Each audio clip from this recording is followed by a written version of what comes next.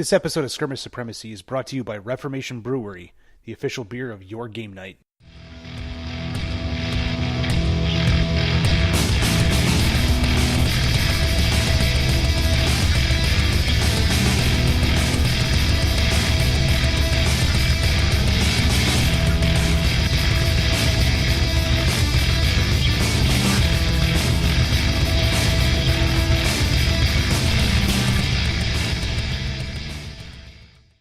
All right, folks, welcome back to another episode of Skirmish Supremacy. I am your host, Tim Korkleski, and hopefully Nick should be joining us soon. He's having a couple of technical difficulties on his side. But tonight, this is episode 107. We are joined by Chris Reynolds from Wordforged Games, and he actually has a 15mm tank game that's out on Kickstarter right now called Armoured Digital. Chris, how you doing tonight, man? Yeah, doing quite well. It's early in the morning where I am at the moment, sunny Australia, but still good. Excellent. So, I could definitely hear that you were sitting there in the airport. It's you can hear the hustle and bustle. But so how's everything going? I know it's quite early there in the morning, but you just got back from some travels? Yes, I've traveled. Normally I live in Canberra, which is our nation's capital, but I've travelled down to Melbourne to attend the Conquest Games Festival. So showing Armoured Digital, a whole bunch of different people there. So, if any of your listeners are from Melbourne, feel free to come in and say hi. It's been a crazy couple of days. As of this interview at the moment, we're sitting at about 90% funded, so very close to hitting our first funding and then onto the stretch goals. So exciting times. Yeah, I was going to say, this one's actually been popping up quickly because you ran this as a bit of a shorter Kickstarter, correct? Yeah, only 3 weeks. Kickstarters, obviously, if people have been involved with them, there's a lot of excitement at the start and at the end, but if you draw them out, there's a big gap in the middle where people sort of have to sit around and wait for things to happen. So we figure short and sharp is better than long and drawn out. Yes, very true. Very true. So tell us a little bit about Armoured Digital. So this is a miniatures game combined with a board game. And the core set is a 2-player starter set, correct? That's correct, yeah. Okay. So the game is a skirmish game, a skirmish miniatures war game based on drone tanks set in 15mm scale or 1 to 100. So the tanks are much smaller than a main battle tank would be today. So if you put them next to, say, Battlefront's Abrams tanks or something like that, you'll see that our tanks are much smaller because they're all drones. The concept is that you've got one human being in your entire force, and that person is neurally linked to all of their drones and issues orders programs out to them to try and outmaneuver the opponent. Okay. So there's a combination of miniatures games and also all of your actions are listed on cards. So you have to issue a card out to each of your units in order to actually get it to do something. So if you want your drone to move, you have to have a move order program that you send to your drone, and that makes it move. Okay, excellent. So in a way, using the card mechanics is kind of a way of mimicking the fact that you are dealing with one human brain controlling multiple tanks. So that way they're kind of saying, okay, you're doing this, now you're doing this, and you can kind of let them go for a little bit as you are focusing on firing with this tank over here. Exactly. So normally you play a miniatures game and you have each of your units will move and then shoot, or each of them will have a certain number of action points they can undertake. In this game, what you're managing is your attention and your focus of your commander. So every orders card that you have, you then play on your drones in sequence, and choosing the right card to play on the right drone with the right target at the right time. There's a whole lot of layers of strategy in there to make it different every time you play.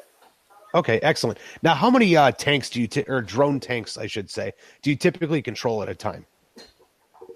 So, as we said, it's a skirmish game. So you're looking at around about half a dozen tanks. Okay. You have a command vehicle. Depending on the command value of the commander, you have somewhere between 2 and 5 tanks at any point in time. Once you play the full game with the logistics train as well, you've also got a production facility, which is this massive mobile factory, and 2 logistics units. So they're your transports that go in and grab resources from the center of the table. Okay, excellent. So it's not just let's move tanks at each other and blow each other up. There's some objectives that are going to happen throughout the game as well. Yeah, absolutely. The basic game has a sort of best 2 out of 3 system where you're trying to control ground, you're trying to cause more kills than the enemy, and you're trying to cause as much damage to the enemy's command unit as possible. Once you choose a faction, you actually get a 4th victory condition, which ties into the style of play for that faction. So, for example, the hoplites are all about showing how strong they are. They're going to try and take the enemy's deployment zone and have more of their units than the enemy in there. So you've got best 2 out of 3 or best 2 out of 4 type of thing once you've got the factions in there as well. Okay, excellent. So the factions each have their own particular flavor. It's not just generic tanks versus generic tanks. There's actually different modality of play based upon the faction that you choose. Yep. Okay, excellent. So unlike normal other games where you've got each faction has their own particular units and that brings the flavor into the faction, in this one, everyone has the same units because everyone has the same technology base.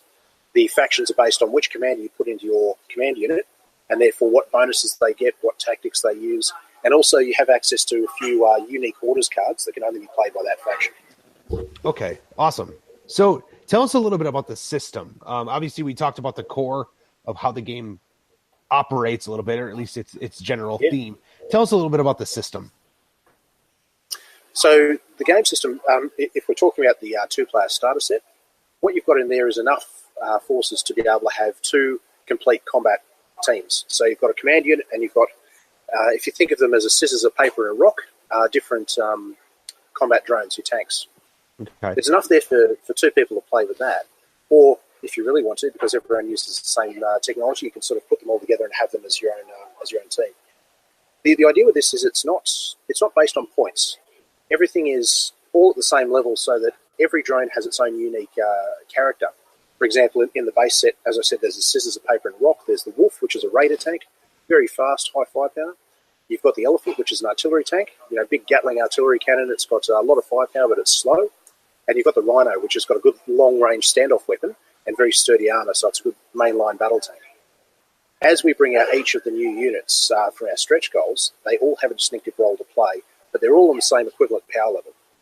So the idea is that with no points values, if you want to build a force, you simply say, okay, I have, say, 3 or 4 combat slots. I just choose whichever vehicles I want to put in there. You want to change your list, you just take one out, put a different tank in. Simple as that. Okay, excellent. So you've done away with points, so that way it's just simple for people to pick up the kind of faction they want to play. It also allows for a quick swap up of tactics as well. So like you were mentioning, the hoplites, they wanted to be the people that storm the objectives. They might go a little bit more wolf heavy, for example. Yes. Okay, awesome. The other thing that's part of this game is, and it's fairly unique as a miniatures game, is building new units during the game. I mentioned there's a mobile factory there. You can actually pump out, the rate is around about 1.5 tanks per turn if you're really seriously cranking your production. Okay. And what this can do is you can actually change your tactics mid-game. So say I was a hoplite player and I just took nothing but wolves. And I just rolled them straight at the enemy in a great suicidal battle run. They'll do a lot of damage, but they'll die horribly. All I have to do then is just bring new units out of my production facility, and I can completely change the type of units that I'm rolling to throw the enemy off as well. So they'll try and react to the wolves and expect more of the same, and instead I throw something at them that will counter whatever they're bringing out. Same if you go to an organised play event and say the enemy has nothing but aircraft, all you have to do is self-destruct a couple of your vehicles and replace them with anti-aircraft vehicles, and you're good to go. Nice. Okay, so you can actually self-destruct your drones in order to make more slots. Okay, that's a unique tactic. Most games, when you think about units dying, it's like, okay, that is a detriment. In this game, it's actually built in as an element to allow you to adapt to the fly. That's it. Okay. Also, excellent. we have with our damage system, we have subsystem damage as well. So if you've got a tank that's lost all of its firepower or lost all of its mobility, it may be essentially useless. So what you can do is self-destruct it, free up a command node, you can replace it with a new tank. Okay. So in a way, if a tank is just getting chipped at, you can eventually say, you know what, done with this one, let's scrap it out, get a new one. Now, is there ever a limit to how many miniatures you will have on the field at any one time? Because I know we kind of talked a little bit there about like the wolf swarm and bringing other ones in behind it, but I didn't know if there was a certain way that you wouldn't just end up with wave after wave after wave after wave of miniatures. The game as it's built, you have a certain number of nodes, and each of these nodes have a type of miniature you can take. So there's one command vehicle, you've got a slot for one production unit, 2 logistic units, and then a variable number of combat units from 2 to 5, depending on what your commander's stats are. Okay. There are some commanders that are hyper-focused, so they've got a command value of only 2, but they've got really high planning and surprise values, so they can play the absolute bejesus out of those 2 tanks. Whereas somebody else might have a large command value of 5, which means they've got a huge swarm with them, but they may not have the focus to be able to control all of them at the same time. Yes, so let's talk about that. The command and the focus are as two different elements. So command allows you to control more tanks, where focus means that you can allocate more actions to specific tanks. That's correct. Okay. So at the start of every turn, when you are determining how many cards you get, there's a stat called planning. So your planning will allow you to roll more dice and have a higher chance to get a larger number of cards in your hand, which means more actions per turn. It also means sometimes if you roll multiple sixes, you'll get more than 6 cards in your hand, which can give you a really big turn. And having that sort of planning focus allows you to roll forward. Similarly, there's a surprise, which is the other of the combat stats for the commander. So surprise allows you to get the drop on the enemy and have your orders played first. It also affects some other orders where you can sneakily slip in a bit of programming to an enemy unit and try and make it do something it wasn't intending to. Nice. So in a way, you can hack tanks. Oh, absolutely. There are cards in there that allow you to do things like crash their CPU, so they then basically sit idle and have to reboot. You can do things like wipe their core memory, which means that basically the player loses control of them, and you can capture either unowned tanks or tanks that stray outside of their commander's secured comms range. Okay. There are also other things.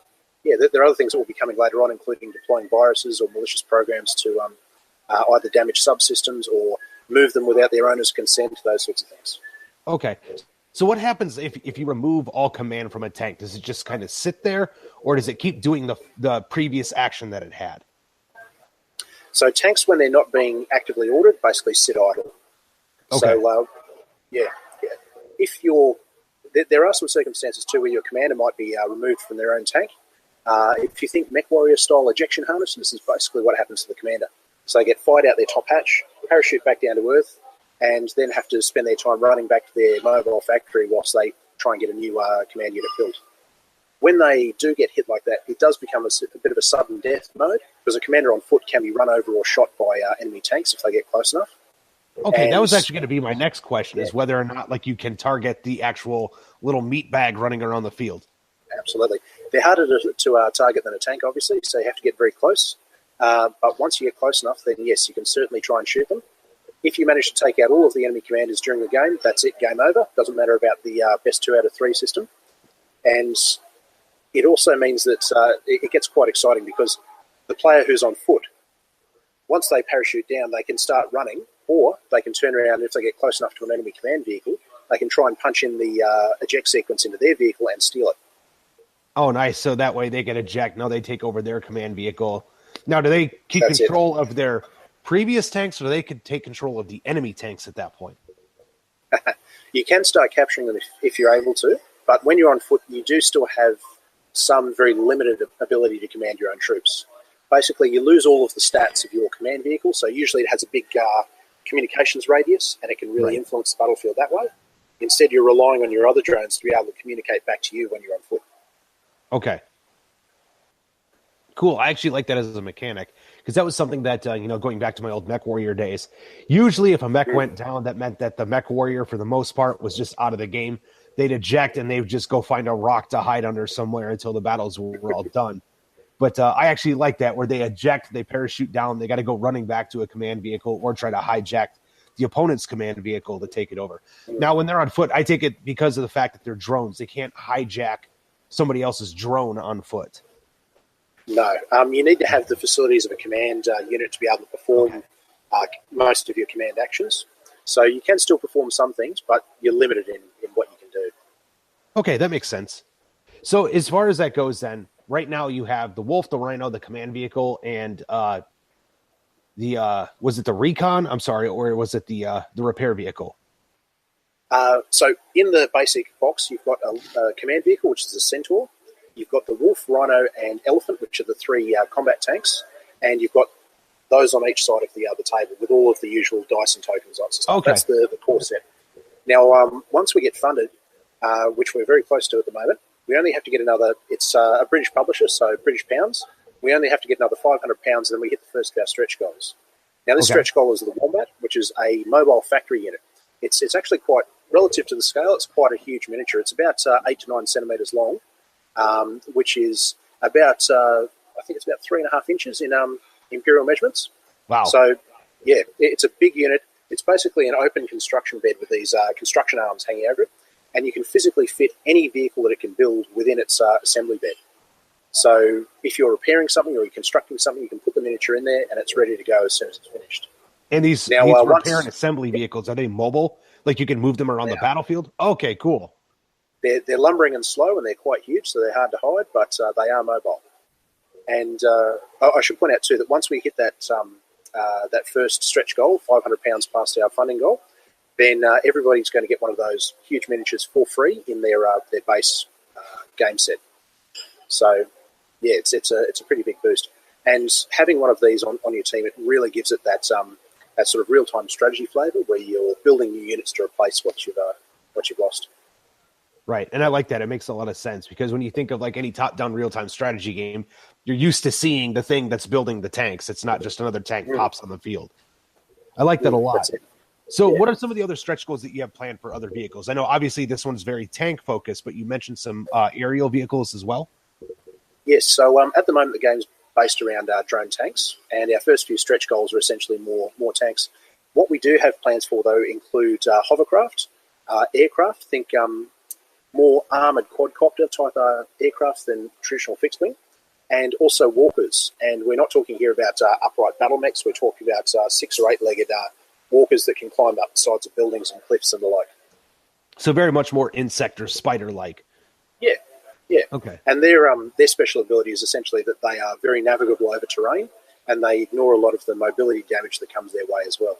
So very useful units, even if they're quite slow, whereas hovercraft and aircraft both have their own unique skills where they're quite fast, whereas the hovercraft are on the ground, the aircraft are up in the air and more fragile. And, players can decide which way they want to take their forces. Okay, and I take it even with those, it's still a one-for-one swap. So, like, the hovercraft is, in its own way, just as powerful as the Rhino. That's right, yeah. Okay, I like that a lot. Yeah, if you're facing hovercraft, then you know that you can do certain tactics that are going to be more damaging to them. For example, we have a special type of shooting action called a minelet salvo, where an explosive weapon fires minelets that go underneath the vehicle and basically come up and destroy the mobility systems. If you do that to hovercraft, it's quite lethal, because as soon as a hovercraft has moved a fair distance and takes mobility damage, it's going to crash into the ground and do a lot of damage to itself. Right. That makes sense. And of course, with an aerial vehicle, it has almost no armor compared to what a tank would. So yes, it might be very fast, but taking it out, if you hit it, it's pretty much going to be a one-shot kill. Yeah, it's their saves are very low relative to tanks. But they're hard to hit unless you have the anti-aircraft special rule. As soon as you have that special rule, then basically, aircraft are going to fear you like nothing else. All right. And what kind of dice does it use? I know you said 6s before, but is it a D6 system, D10? Yeah, so it's a D6 system. Okay. It's all of the gameplay mechanics have been simplified. So the idea is that there's not a lot of complexity to the game. There's a lot of depth to it. Your rolls are fairly basic. It's simply a 4+ to hit with all of your dice. If you have a vehicle that has firepower 3, for example, you roll 3 dice, needing a 4+ to hit, and then there are modifiers that will make it easier or harder to hit. Whereas if the vehicle's moved, if it's shot, if it's within sensor lock, or if it's in cover, that's about all you've got to affect your dice roll. Right. So in a way, that 4+ could go to a 6+ or higher, depending upon if they moved really fast, got behind cover, and activated some sort of program. That's right, yeah. Programs like Hold Down, for example, make them harder to hit as well. And depending on what the fire is doing, for example, a basic shoot order will allow you to shoot using the normal rules, but then you can trade it in for precision fire, which gives you a bonus to hit and range at the expense of firepower, or rapid fire, which goes the other way. I like that. So you have a mode that you can fire. It's not just aim weapon here, pull trigger, go. That's right. And just like our units all have the same sort of power level, but a distinctive role, all of our orders have the same equivalent cost. So if you're going to play an order, you know that it's going to have about the same power level as long as you're applying it in the right circumstances to the right target. Right. So speaking of the orders, and it comes in a deck of cards, are you allowed to customize that deck to be how you want it to be? Okay. Absolutely. And the basic deck comes with everything you need. It's got a few different move cards, a few different shoot cards, a few of your electronic warfare ones like System Crash, Core Wipe, and Capture, a few supporting ones like overpowering your signals or going Hold Down are all in there, emergency repairs. And the good thing too is that we're we've gone to a model where if you buy an additional unit, say you really love your Rhino tanks, and you go and buy an add-on tank, you actually get 2 new orders cards in that set with that tank as well. And these orders cards are not the same as what you get in the core set. They're tied to that particular vehicle. So, for example, with the Rhino, they've got a hypervelocity shot card, which allows them to take a special shot, risking damage to their own weapon systems, but firing fast enough that some of their shots are going to pass straight through enemy armor. So in a way, it's like a line attack. If you hit multiple tanks within that range, it can actually damage all the tanks. Yeah, well, this one is basically firing your rounds fast enough that if you roll 6s to hit, the enemy's not going to get to save against those particular hits. Oh, wow. Okay. So, punch right through armor completely.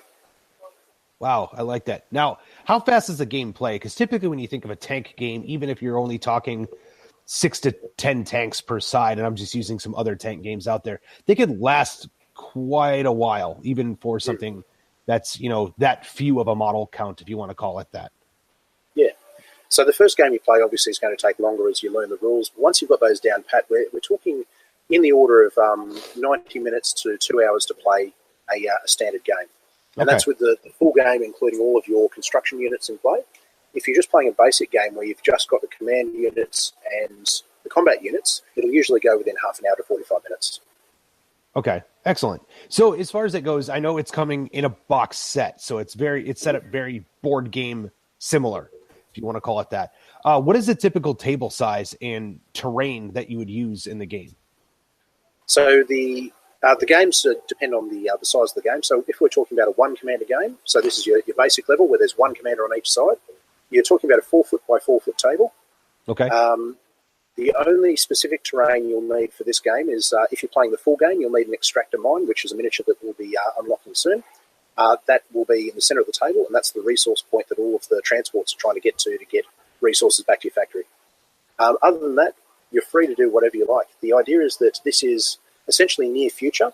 So if you look at modern buildings in 1 to 100 scale or similar, or even natural surroundings, deserts, forest, anything like that, you're good to go.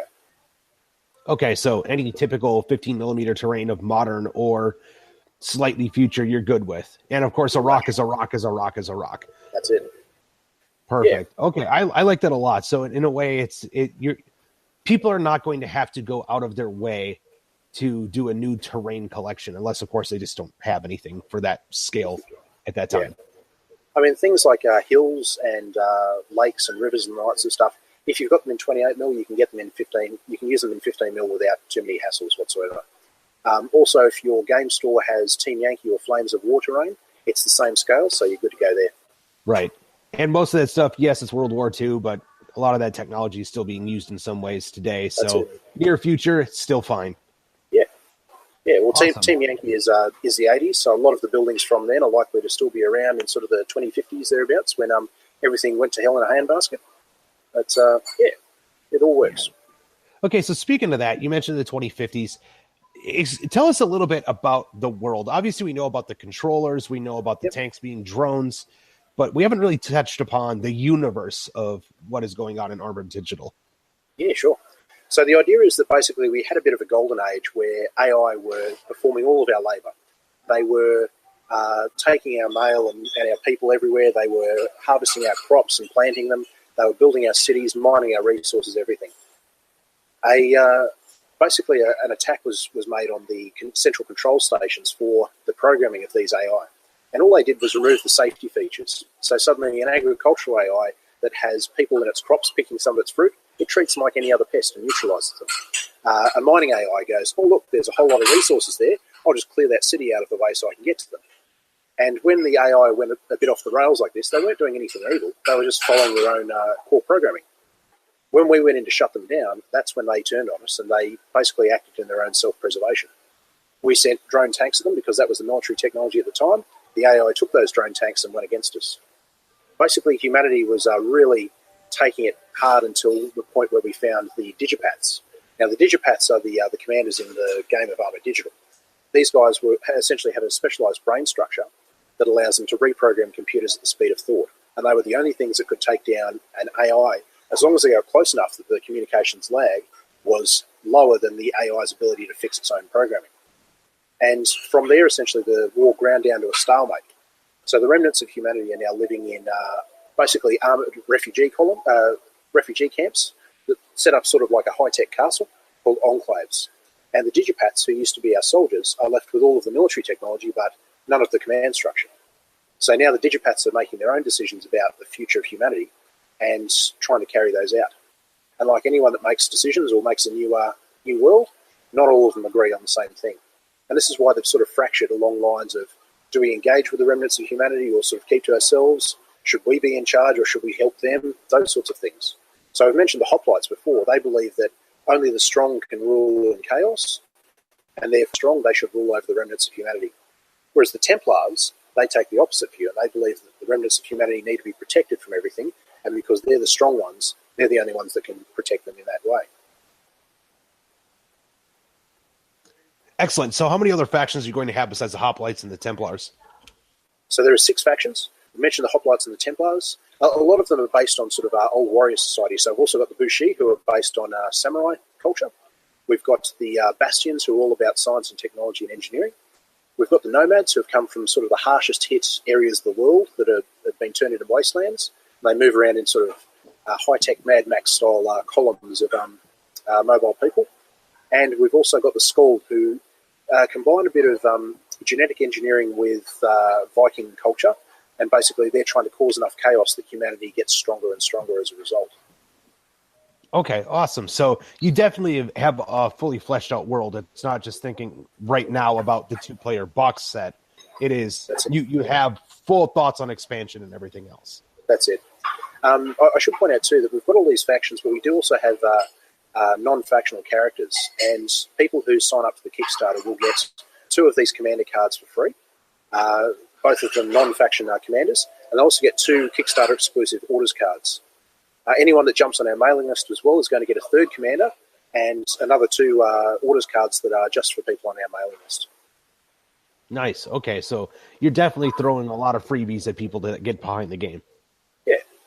Perfect. I mean, we're not looking at too much Kickstarter exclusive stuff because we know a lot of people get annoyed with that sort of thing, but a couple of extra options is basically what you're going to get out of this one. Excellent. And so I know you're about 90% funded now. So, and what is it? It's another 18 or 19 days before it's done. Obviously, You're going to have some other unlocks in there and whatnot, but how soon after it funds will we be seeing that being shipped out to the backers? Do you guys have a plan on that already, or is it still kind of up in the air as far as production goes? No, we certainly do. Wordforge Games has delivered a number of successful Kickstarters in the past, most notably things like Devil's Run, which is a Mad Max-style miniatures board game with a rolling road mechanic. And the founder of Wordforge Games, Mark Rapson, has had a lot of experience previously with some other games companies. So virtually all of this production is happening in-house. There's no worrying about outside agencies that we have to get approval from or rely on other partners to be able to produce some miniatures for us. It's all happening in-house. So at the moment, we're listed as a November delivery. Obviously, if things go ridiculously well, then we might have to delay that slightly as we manufacture to catch up. But we're quite confident we're going to achieve that delivery schedule. Okay, excellent. So we are target, using heavy quotations here for people listening, is November. But obviously, the more and more people that back means that that's going to get pushed back slightly. And I totally understand. Great. So as far as that goes, a lot of people are going to ask right out of the gate, are these tanks going to be multi-part plastic kits, or are they going to be pre-assembled, ready to go? So the tanks, most of the tanks come in 2 pieces, which is a hull and a turret. And this is probably about that sweet spot between multi-part and single piece. It means you can take them straight out of the box, drop the turret into the hull, and you're good to play straight away. There's also recesses in there, so if you want to magnetize your tanks, you can do that as well. Beyond that, we're trying to keep it as simple as possible, so there's not too many moving parts on the vehicles, just enough to play with the options. Okay, so in essentially no clipping and gluing. It's just hull, turret, drop it in there, good to go. That's it. There will be a couple of pieces that you do still have to stick together. So I mentioned the Wombat with its mechanical arms. Unfortunately, casting technology doesn't allow us to just put those in as part of the miniature, but that's about as much assembly as you're really going to need to perform. Excellent. Okay, so very low barrier to entry, because I know that especially when you start hitting that board game threshold, a lot of board gamers don't want to assemble things. So I could definitely see that as something where it's like, okay, we've got the Wombat. This will take us 5 minutes to assemble, and then we can go. Compared to, okay, I got to spend an hour and a half putting this army together. Yeah. I should point out too that the material we're using is a high fidelity resin. So if people are really keen to work with it, it's very workable. It's quite flexible, so small components aren't easily broken off, and they can easily be reattached with super glue because they're super light. So yeah, it's very easy stuff to work with if you're really inclined to model. Okay, perfect. Because I know a lot of people are going to ask about that. They're going to want to make their own modified tanks and whatnot. I could see people wanting to do hoplites with big shields on the front of them just because. So absolutely. Perfect. Yeah, Perfect. I'm really looking forward to what people come up with. A lot of the background is, as much as there are factions, each of the commanders is an individual. So whatever that individual wants to paint their tanks with, they can. Just the other day, I saw one of my brother's old G.I. Joe tanks that had this real tiger pattern on them with the 80s style tiger colouring with the black stripes on it and everything. And I looked at that and thought, I'm really going to have to do a force based on sort of tiger stripes and wolf coats and all that sort of stuff. So, yeah. That sounds awesome. So you can do whatever you want with the tanks. There is no color scheme per se. It's your army. You do what you want. I like that. You can go Japanese anime. You can go red speed stripes with camouflage. You can go gold and blue, whatever you like. Awesome. So as far as that goes, obviously you've got a pretty fleshed out world. Everything you're doing right now has to be limited to the Kickstarter, obviously, just for logistics purposes. But what other ideas do you have kind of sitting on the back burner now for additional vehicles or expansions? Are you guys already thinking ahead that far, or are you just focused on the Kickstarter? Massively. Okay.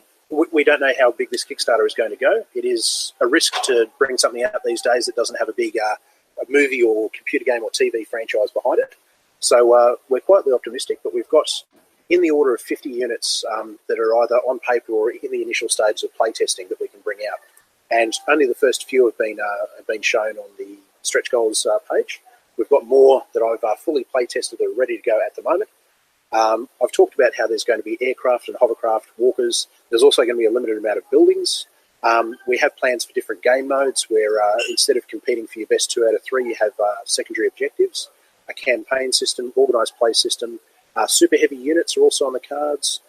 We've even got an all-out war sort of scale where instead of playing half a dozen tanks, you actually have these control tanks that then have their own small squads around them. So you're moving around a squad of 3 or 4 tanks at a time instead of a single miniature. So if people want to play a larger battle, they're going to have that ability to do that as well. So, and I take it something like that, that's going to jump to a full-on 6x4 table. Yes. I mentioned that a 4x4 plays for a one commander game. You can actually play with multiple commanders, 2 or 3 commanders in a single game.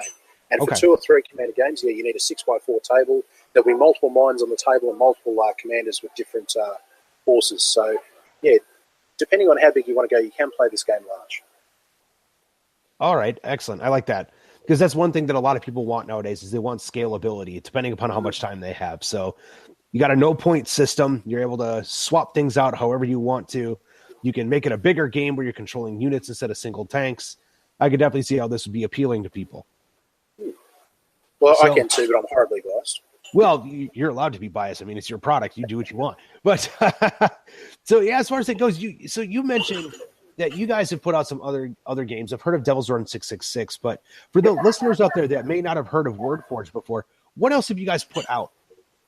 So WordForge it's a fairly small company from Whitnash in the UK. They've got a storefront there, Crescent Gaming Consortium. So if anyone in the UK is listening, they can feel free to pop down there and say hi in person. Not to me, because I'm in Australia, but certainly to Mark and the crew there. Devil's Run 666 and also the later expansion Hell's Highway were both very successful Kickstarters.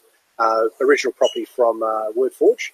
There's also Gorball, which fits in with the other sort of fantasy football type games. So if people want to buy them for either use as Blood Bowl miniatures or another game system, or buy them for Gorball itself, that's all an option. We've just recently had a very successful Kickstarter with D-Day Dice. Now, this is a dice and card board game, and yes, that one was very popular. Obviously, it's not necessarily going to engage the same crowd as our miniatures games, but it's a very popular game. And along with that, we've also brought back Airborne in Your Pocket, and we've got another board. I believe it's a card game as well called Cheeks, which is a bit of a cheeky game about double entendres and hamsters.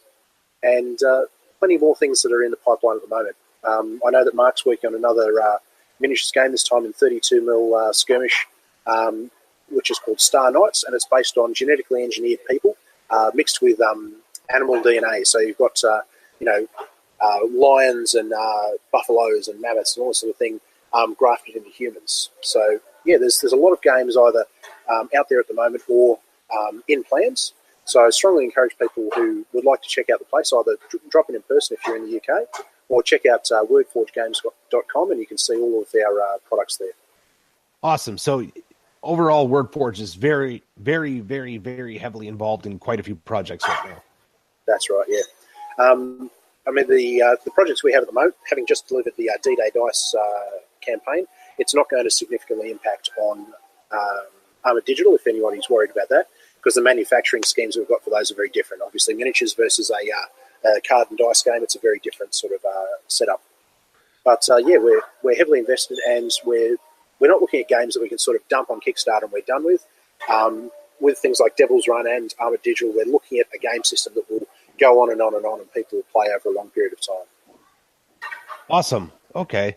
So definitely lots and lots of plans in the pipeworks. Now, obviously, Armoured Digital is your baby. Are you working with them on some of the other projects as well?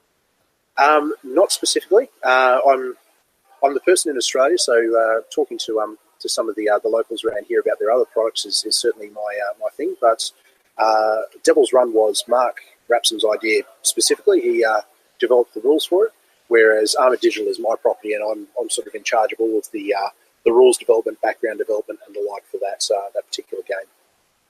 Right. So I always like to ask this question, see what your thoughts and comments on this are. Obviously, we're a podcast that deals a lot with a lot of smaller companies, more independent companies, if you want to call them that.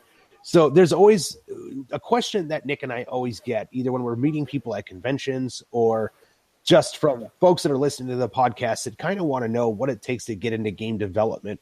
What has kind of your path been and some of the lessons that you've learned getting into the game development side? Yeah, certainly. So I've been a wargamer since I was in a young tacker in high school, and I've got a lot of pedigree that way, playing a number of different games. Obviously, we're talking about Warhammer, we're talking about 40k, combat cards, even all that sort of stuff. And I eventually got on to producing some rules for a couple of different games, most notably Warzone Resurrection, if you've heard of that one. Yes, very much so. Yeah, so I was involved very heavily in the Warzone 1.5 update, and being one of the local sort of boosters for that game, I used to play it in high school. I got very nostalgic when I saw it come out again. It got me into rules developing there. But in truth, I've always been mucking around with developing my own rules for board games. I don't know how much you guys know about Australian history, but back when I was in primary school, so we're talking about sort of early years of schooling, I developed a game based on the Eureka Stockade, where the troopers come in to fight the miners, and the miners have only got pickaxes, whereas the troopers have got horses and rifles and the like. So, going from early foundations there, and even developing games based on whatever toys we have, and rolling dice and everything with my brothers, and eventually got to the point where I made a few rules, and then decided to try making my own game. And sitting down and making the game, having a few friends around to playtest in Canberra was fantastic, because they allowed me to take a very raw, unfinished idea and turn it into something that actually plays fairly well. And once I got to this point where playing games of this particular thing, I got to a point where I realised I'm not trying to take it apart and study all the components anymore. Instead, I just played a game and enjoyed it for once. And that was the point that I knew, yes, we've got something here. And that was when I went and talked to Mark, who I knew from my previous work on Warzone, and he agreed to look into the game. And from there, we got to the point where now we're bringing it out to Kickstarter. Awesome. So, one thing I always like to ask is how many difficulties did you have along the way? Like the just falling flat on your face, something like looks great on paper, and then you play it and find out it's awful, and everything else that happens in between.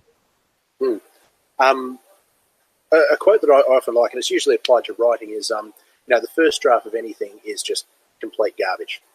And if you go in with that temperament, I'm used to it from my army days. Whenever you have a plan, it never survives contact. It never survives HR. As soon as you're in the situation, you're going to have to change it and modify it. So going in with that attitude, I think, is essential because it allows you to say, okay, things are going to be wrong. I know they're going to be wrong. I'm not going to be too precious about it.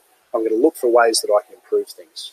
And that's how I took a game that was really clunky, didn't work too well, and just cut away things as I needed to until we got to the heart of what Armoured Digital is now. Right. Yeah, because I've seen that happen numerous times in game design over the years, just working in the industry myself, where it's like people have this idea that they're so dead set on, and then they go to play it and they're like, I was very, very, very wrong in so many ways. Mm. And you never know where these complications will come from. I mean, originally the game had a much larger command tank. I mentioned the Wombat's about 3.5 inches or so. Right. We had a command tank that was the same size. And it wasn't until I started talking to Mark and he started discussing the problems with manufacturing and cost of a large model like that I had to then reevaluate how things worked. But that led to a whole lot of really positive changes. For example, we traded in what's now what the command tank was then for what's now the Centaur, a much smaller tank. And it meant that its battlefield role changed. It was no longer a big combat behemoth that just destroyed everything around it. Instead, you have to be careful about where you place your commander. And that led on to the rules about what happens if this smaller command vehicle gets destroyed. Well, you have to eject, and then from there, it led to a lot of positives. Right. I take it before it was this big hulking monstrosity that if you wanted to take out the commander tank, it was really hard.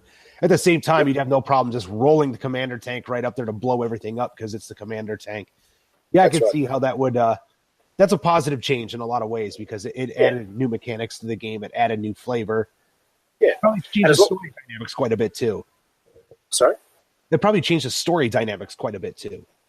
It did a little. The concept is that these digipaths often spend a lot of time by themselves in their command vehicle. It becomes like a second home. Whereas this new one was rather more disposable, and you could actually build a new one during the game, whereas the giant one, you didn't have a hope of building a new one. All of these changes, I think, as long as you go into them open-minded and you know what your core principles are, then you're good to go. I've had similar things with some of the other, particularly my playtesters have come back and said, look, this mechanic doesn't work or this mechanic doesn't work. And rather than getting wrapped up about the details, I have to take a step back and say, okay, what was the intent here? So the capture rules that I've mentioned for you before, if you play a capture card, it used to be very powerful that you'd just be able to go and steal capture a unit from an enemy and basically take their stuff. It was almost more powerful than shooting in some cases. And after having this pointed out to me by playtesters, I was able to step back and say, okay, I still want the ability to steal enemy units, but how do we make this more of a contest and have it to be something where it's not just a roll of the dice, it's something where people have to plan for this sort of stuff to happen. And so we altered the orders cards a little, and things suddenly became a lot better. And in the process, it fixed up a couple of other small issues with the rules that we hadn't seen coming as well. So, yeah. Yes, I would say that's the other important facet to any of this is always listen to your playtester feedback. Absolutely. Don't feel like you're a slave to it because everyone's going to have a different opinion. Right. But when you hear 2 or 3 people telling you the same thing, then certainly you have to listen. Yeah, absolutely. 100% agree on that.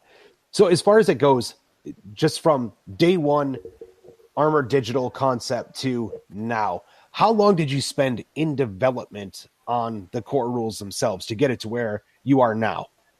So the first 3 months were the sort of hacking off the rough edges. The next 3 months were refining that concept. So about 6 months, and I've got 2 young kids, so my gaming time was severely restricted. So if you're really able to game quite often, you might find this game would have taken less time to get to that state. But since then, we've actually had the last 12 months doing nothing but playtesting and balancing. So because everything is supposed to fit together nicely and there's no points values, it's really key for me that there's no, we don't roll out with a game that suddenly everyone goes, oh, there's the overpowered unit, we're all just going to pick that and nothing else. Right. Or here's the tactic that wins you the game and nothing else is really useful. We really want a game where there are multiple ways to win and multiple choices, and it's down to the player to choose what they want to do. Okay, excellent. So overall, we're talking 18 months to 2 years in development. Yeah. Okay. Yeah. I mean, it could easily have happened faster if I had more time, and didn't have 2 young kids, but that's the price you pay for being a person. So yeah, I was going to say, real world and adulting gets in the way of a lot of things, especially when it comes time to toy soldiers. Yeah, that's it. Yeah. So I always like asking those questions because it helps set, I guess, a reality in the minds of a lot of people that do listen to the podcast that want to develop their own games. They want to be their own game makers. Everybody always has that idea. Anytime someone's played an RPG or a war game or a board game, even, they're always like, I would like to make my own game. What does it take? And I think a lot of people nowadays, they see the success of Kickstarter and they go, oh, I can just put something up online and as it funds, cool, now I'll start working on it. And it's like, no, there's so much work that goes on in the background. And it's not just play a game, have fun, thumbs up. There's so much more that goes on with it. And this is before you even get into all of the project stuff that goes around it as well.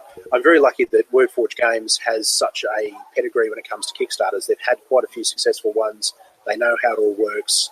There's a lot of experience there. Whereas if I was doing this completely off my own bat and I was trying to do a Kickstarter myself, I would be making quite a lot more stumbles than I've had so far. And a game like this, I mean, the internet is a wonderful thing. Social media is a wonderful thing. Here I am talking to you from a completely different country in real time, and that's, for those that haven't necessarily grown up with that, that's a pretty incredible thing in and of itself. But this game has a publisher in the UK, it has the game developer in Australia, it has the main miniatures designer, well, the only miniatures designer, I should say, is in California. I've got artists in Japan, in Poland, in Italy, in France, in the UK and the US. So there are a lot of people that have really come together to make this thing happen. And fighting time zones and finding time to sleep has been my major difficulty just to play this. So. Yeah, the time zone thing is definitely a shift. Because, I mean, right now, to give folks an idea, it's 9:44 p.m. here in Atlanta. How early in the morning is it for you there? So it's 1:45 in the afternoon here. Yeah, so it's what is that? That's 15 hours difference. Yeah, we're calling you from the future because it's currently the 29th of March here. So yeah, I like to hassle my friends in the US and say, hey, guess what's happening tomorrow? So, folks, if you're listening to this, what you're hearing is history in the making. We are recording this for you to hear on Monday, but it's being recorded in the future. Let that sink in. So,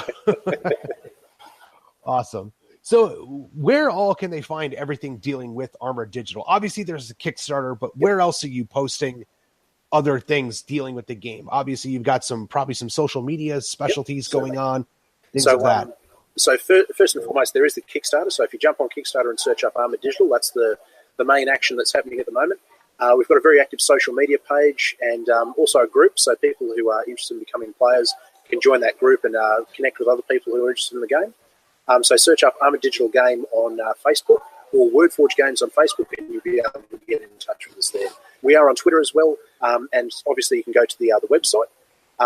In all of those locations, I very strongly encourage people who are interested in the game and want to keep playing it in the long term to sign up to our mailing list, even if they're not going to back the Kickstarter, because that'll allow them to stay abreast of the game. And if they want to wait till retail, they'll know when it's going to hit retail and they're good to go. Excellent. So I think retail is going to be hitting very shortly after the Kickstarter fulfillment. Yes, certainly. The idea is that we can start distributing as soon as we've got manufacturing up to speed. So people who have bought into the game can also encourage their friends to go down to the retail store and pick up their own copies and sort of grow their own communities that way. Because as we know, with war games, having a game by yourself is one thing, but having your mates around to be able to play with is the key to what we do. And also other places for them to get the product. Because that's one thing I've noticed with a lot of Kickstarters is you can kickstart a war game. That's amazing. Great. You got your company started. What are you doing to back the retailers? If the answer is nothing, your game is going to nosedive. Yeah. And this game is designed for distribution, so retailers that are interested, we don't have a retailer pledge at the moment, but we strongly encourage them to get in touch with WordForge Games via social media or email, and tell us that you're interested so we can start looking at our distribution models, and after the Kickstarter goes live and we hit retail, we can get those games into stores for people to play. And also, if they're interested in our other products, like Devil's Run and Goreball, for example, if they're into miniatures, we can talk about getting those out to you too.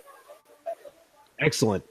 So Chris, let me ask you this. Is there anything else that you want to give us a little sneak peek on, or anything else, any beans that you want to spill about anything dealing with Armoured Digital before we sign off here? Now, I don't want to upset people by going too in depth to what we're looking at, but I'm just asking for a little nugget. So we've talked about the logistics chain and the construction vehicle and the like that we've got sitting there. Let me just have a look at, just to check what's been right there. So if people have a look at the stretch goals, they can see that there are two other combat tanks there. So one's the Jackal, which is a scout tank, and the other one is the Viper, which is a stealth tank. So both of these, as I said before, they've all got very specific roles. I can tell you that there are two other vehicles that are ready to go at the moment, including, they're probably my two favourite vehicles when I've been playtesting. One of them is an electronic warfare vehicle that has a jamming array on there. Because it's all about drones, if you can jam the enemy's communications, you can really ruin their day. Right, that just becomes a very expensive paperweight on the battlefield. That's it. And if your communications are effectively jammed, it's not going to end your day, but it is going to make everything more difficult. If you can really bury that jamming vehicle in undercover, which I've done a couple of times, it frustrates your opponent like nothing else. Now, the other unit, I talked about using wolves and rolling them in a suicidal battle run. If you really want to epitomise the suicidal battle run, the other unit that we've got there is a what I like to call suicidal rocket sled. But it's a fast assault vehicle. It has a massive multiple rocket launcher on the back, but not a heck of a lot else to the chassis. So you roll at the enemy, you drop off a couple of really huge shooting attacks, and if you manage to leave any of the enemy behind, you're going to die in short order. But that's half the fun of the game. Your drones are disposable.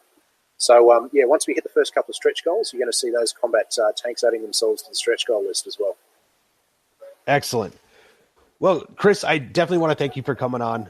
You got me excited about Armoured Digital. I've been looking for a great near future 15mm game, and this sounds like it's right up my alley. So hopefully we see this thing just skyrocket for you. I know you got, what is it? Well, at this point for you, 18 days left, I believe. Yes. You're going to have to get some sleep over the next couple of weeks, I'll tell you that. The woes of Kickstarter. You don't sleep until the campaign's over. So so by the end of it, just nobody will be able to believe a word of what I'm saying, because I'll be that delirious that I'll be promising that we'll have nuclear bombs on the table or something really ridiculous. But right. Your eyes will just be wide open, eyes glazed over. You'll just look like a crazy hobo living somewhere in the mountains. That's it, yeah. Please do not poke with sticks. Well, yeah, let's hope not. Well, Chris, I want to thank you for joining us here at Skirmish Supremacy, and hopefully we'll get a chance to have a follow-up episode with you as soon as the Kickstarter's done. Fantastic. I'd love to be back again. It's been wonderful to be here. Absolutely, man. I appreciate you for coming on. Well, folks, that's going to wrap up this episode of Skirmish Supremacy. We will see you next time. Thanks for listening to another episode of Skirmish Supremacy. To see more of the antics that Nick and I do, you can check us out on Facebook at Skirmish Supremacy. We also have Twitter, which we can be reached at Skirmish Supreme, because apparently Skirmish Supremacy does not fit in Twitter. And if you want to email us directly, you can reach us at tim@skirmishsupremacy.com or nick@skirmishsupremacy.com. Thanks for listening.